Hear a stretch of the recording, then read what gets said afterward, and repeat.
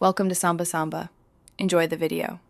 You begin by opening Google Maps and confirming your location access so results match where you are. Type the origin and destination, then tap directions. Make sure you set the mode to transit. Once done, select the transit icon to focus on buses and trains. You'll see route options ranked by travel time, glance at departure times, and total duration. This gets you into the planning flow quickly and ensures the results reflect current service and your true starting point. Now you evaluate the offered routes, compare total duration, number of transfers, and walking time to stops.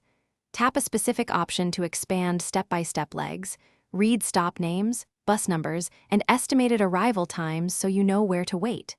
Make use of filters to change departure or arrival time, reduce transfers, or show accessible services.